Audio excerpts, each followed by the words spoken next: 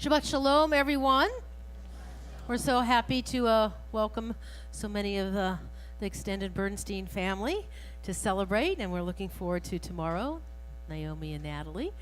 Thank you for participating tonight and helping lead a beautiful Shabbat service for us. We're very grateful.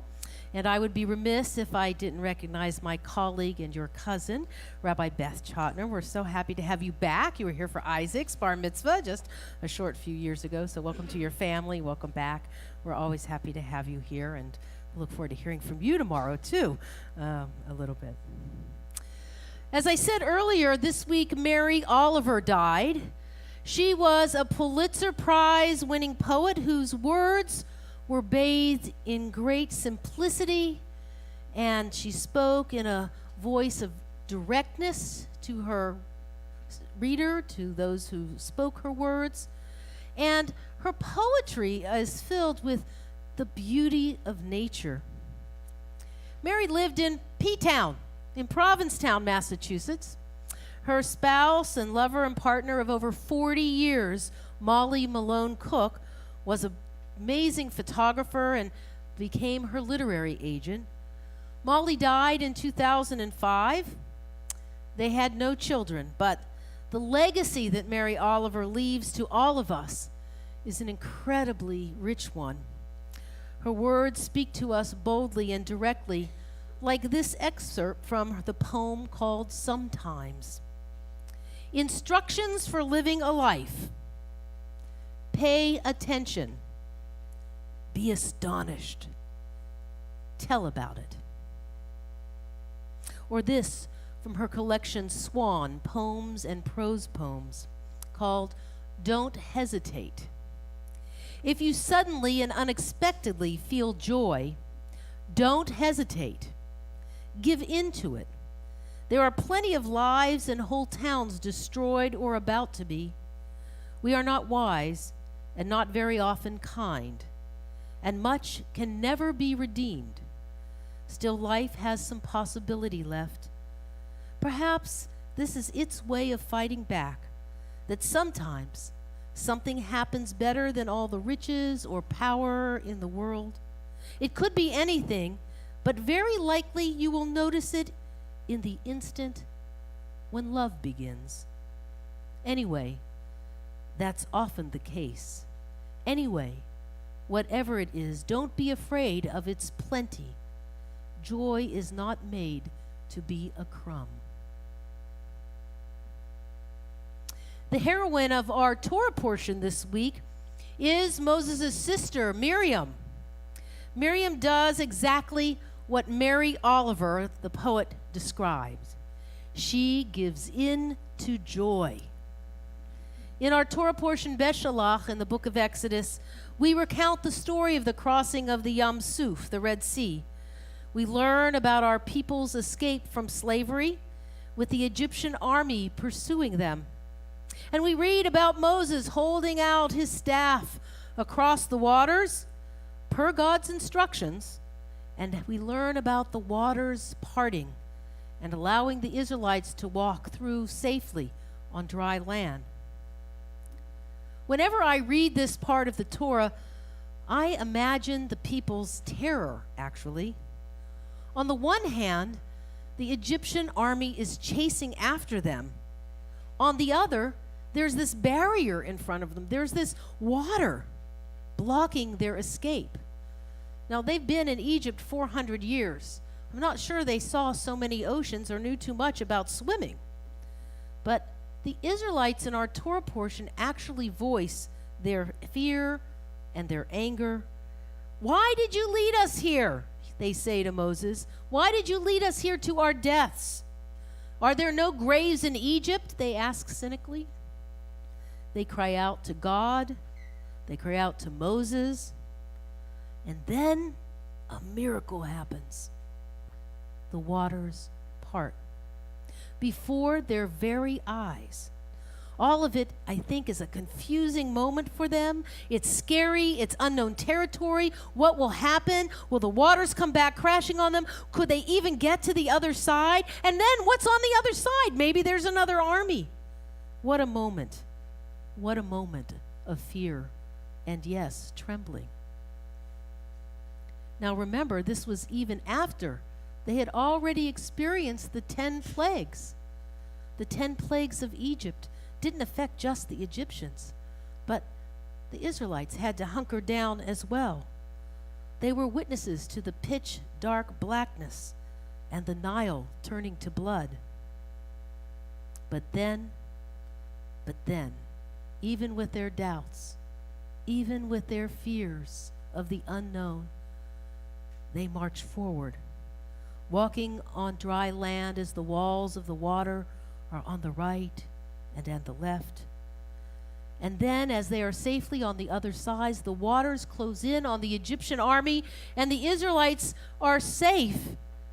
And Moses penned Shirat Hayam, the poem of the sea, the song of the sea, that celebrates God's great victory, and gave them that miracle of that moment.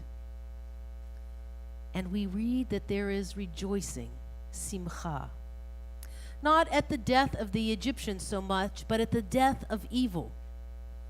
They are rejoicing that they were saved by the hand of God.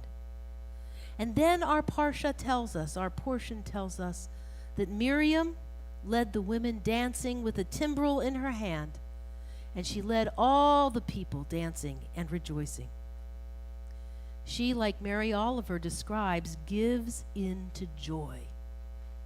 Redeemed from slavery, saved by a miracle, they dance, they sing, and rejoice. No, not crumbs of rejoicing, but full celebration in the bounty of life, even though they were slaves and had nothing to their names.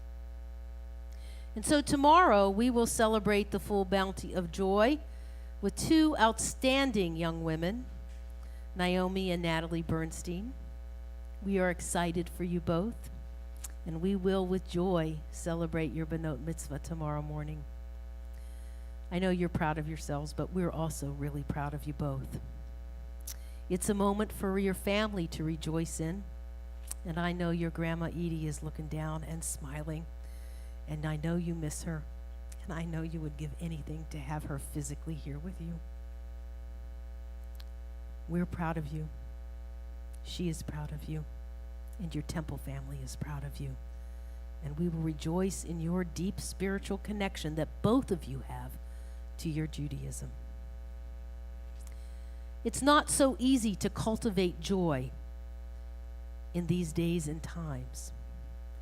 We have a federal shutdown that's brought real pain and suffering to 800,000 of our fellow Americans, federal workers, who have gone 28 days without pay, and many like the TSA and Coast Guard who are still required to show up to work.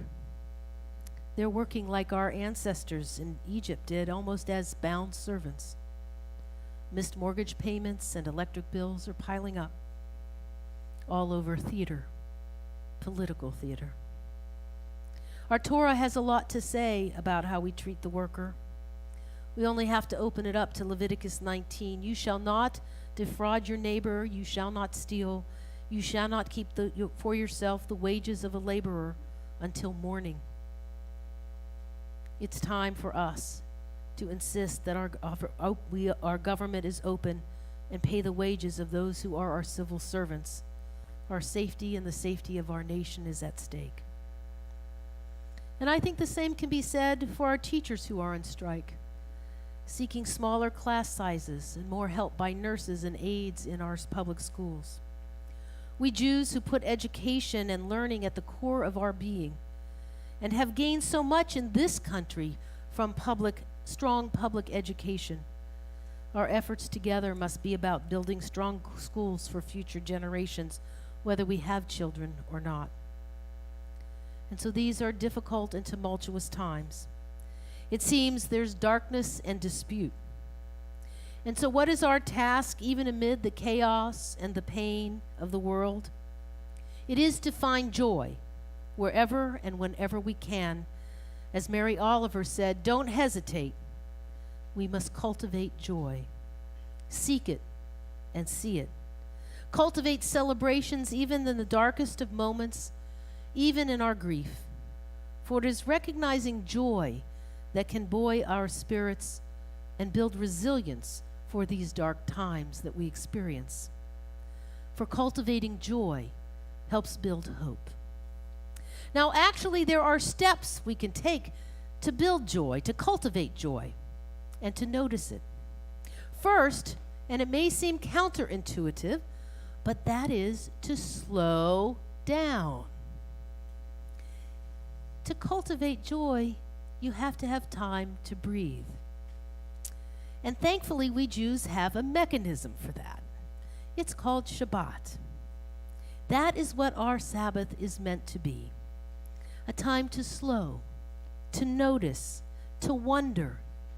Shabbat is about appreciating the bounty of your life and giving thanks for that bounty of family and friends and community and divine spirit. Step 2 for cultivating joy is to try to make meaning and sense of each moment that we are breathing. We can feel joy and experience joy when we strip away the superficiality of most of the interactions that we have and take a deep dive into meaning. While many plans might not go our way, these are precisely the moments that we need to reflect upon, where we are in a particular time, a particular space. It helps us move deeper, appreciating everything around us. Jewishly, this sense of learning and finding meaning is what our Torah study is all about.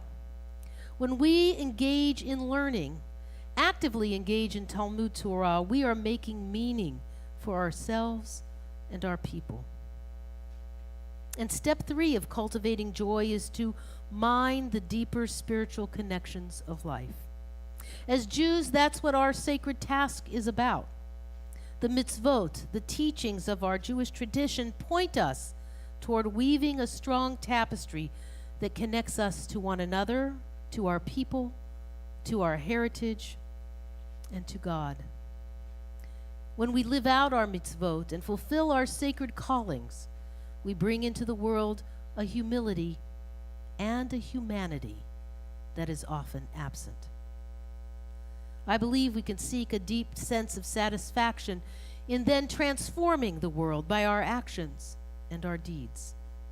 And then, as we cultivate joy through this process, we can lift our eyes to the heavens and see ourselves as something bigger, connected, and deeper than we can be on our own. And in these times, even as you think you're more connected online, in truth, we're actually more isolated from one another. Because when we can seek deeper meaning, we can build real relationships rather than virtual ones and help us bolster and find joy.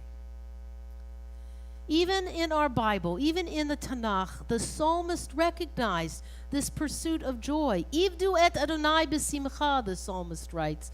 Serve God with joy. It's an essential component of living.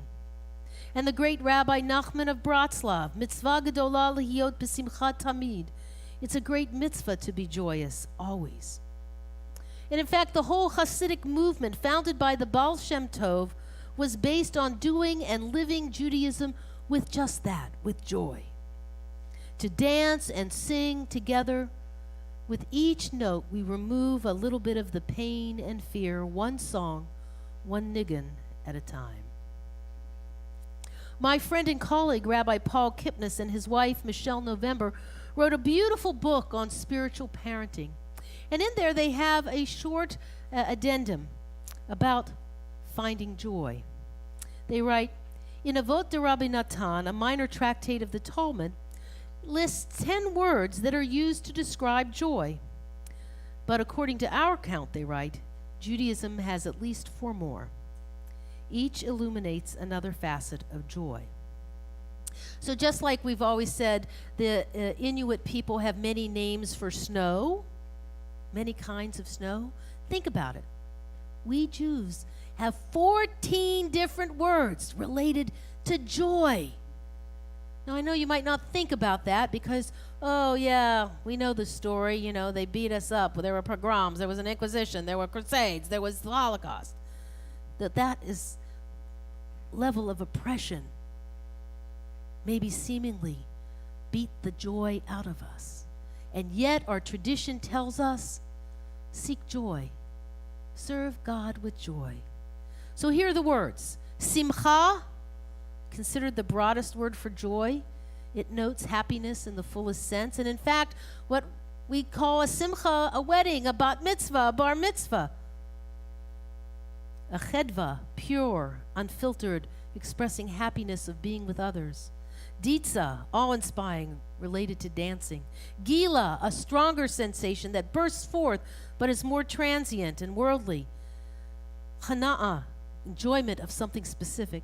Nachas, prideful joy brought on especially by our children. Of course, in Hebrew it's nachat, but we'll do a little Yiddish tonight, nachas.